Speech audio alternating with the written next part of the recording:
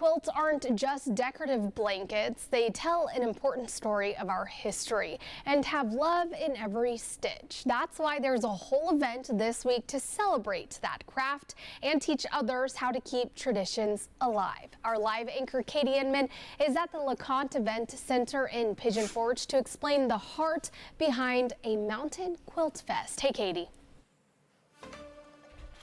Hey Shay, I think that we all probably have a memory of a quilt someone special may have made us, or you just grab one and you wrap it and you completely feel comfortable and cozy. Well, Vicki and I have just been chatting about how quilts, over the decades, over generations, they've sort of changed purpose or the reason behind why people make them. And to me, it seems like not as many people are making quilts nowadays. Okay, you're wrong about that. There are lots of people making quilts. It is still alive and well. And I'm glad for that. I'm glad that I'm wrong. I'm glad because, you think about, you said that used to quilts were made out of necessity. They were.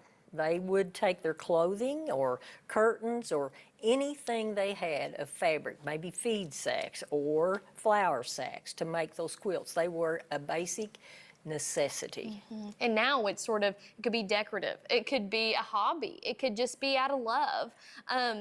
It's important whenever you're making the quilt that you put a little something in there to let people know who made it, right? Exactly. You need a label that shares who pieced this quilt, who quilted it, maybe the year and the month, or possibly even who the quilt has been made for.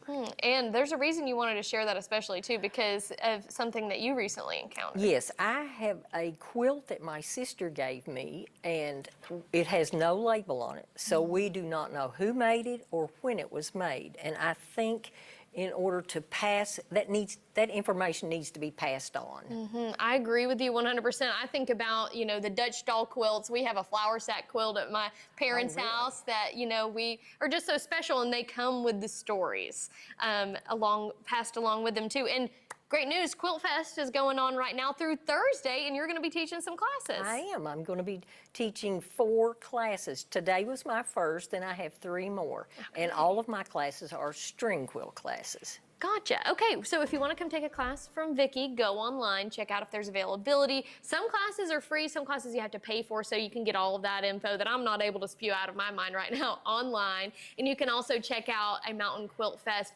from tomorrow until Thursday.